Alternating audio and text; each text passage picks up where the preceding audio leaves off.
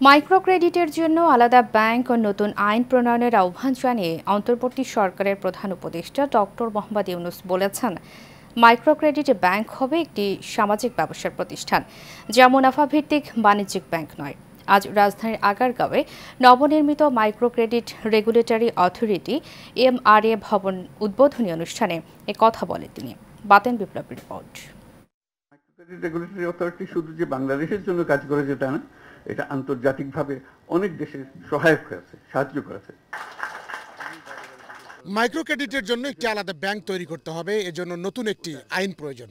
এই ব্যাংকটি হবে সামাজিক ব্যবসার মডেলে পরিচালিত, যেখানে মালিকরা মুনাফা তুলতে পারবেন না। সেই স্বপ্ন বাস্তবায়নে এবার মাইক্রো ক্রেডিট রেগুলেটরি অথরিটি ভবন প্রতিষ্ঠিত হচ্ছে রাজধানীর প্রাণকেন্দ্রে, যার আনুষ্ঠানিক উদ্বোধন করেন প্রধান উপদেষ্টা ডক্টর মোহাম্মদ ইউনূস।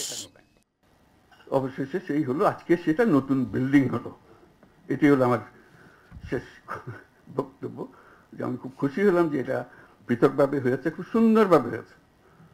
যা পৃথকভাবে করেছে তারা বাংলাদেশ ব্যাংকের অনেক লোক ছিল, কিন্তু তারা জিনিসটা বোঝার চেষ্টা করেছে। এ সময় প্রধান উপদেষ্টা বলেন, এই ব্যাংকের লক্ষ্য হবে মানুষকে উদ্যোক্তা হিসেবে গড়ে তোলা। মানুষ জন্মগতভাবে উদ্যোক্তা উল্লেখ করে তিনি বলেন, এভাবে বেকারত্ব কমবে, মানুষ চাকরি খুঁজবে না, বরং নিজেই কাজ তৈরি করবে। তাদের জন্য তারা মুনাফা পাবে, কিন্তু যারা ঋণ গ্রহীতা নয়, কোয়ালিফাই করে না, সেই রকম যারা ইনভেস্টার, তারা তাদের কাছ থেকে মুনাফা নিতে পারবে না। এই একটা বিশেষ অংশ তার মধ্যে থাকতে হবে। দ্বিতীয় অংশ যেটা থাকতে হবে, যেটা আমরা বারে জোর করছি, এই পুরো গ্রামীণ মাইক্রো ক্রেডিট গ্রামীণ ব্যাংক সৃষ্টি হওয়ার মূলে যেটা ছিল, এটা আইডিয়া যে মানুষ মাত্রই উদ্যোক্তা।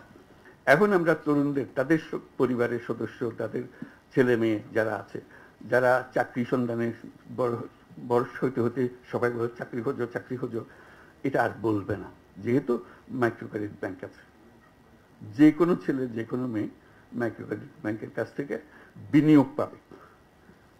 যে সমস্ত টাকা সে যে টাকার ইনভেস্ট করতে চায়, সেই ইনভেস্টমেন্টের টাকা ব্যাংক থেকে আসবে।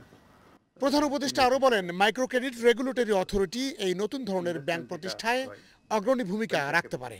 কাজে এই ব্যাংক সৃষ্টি করার দায়িত্ব হলো আমাদের।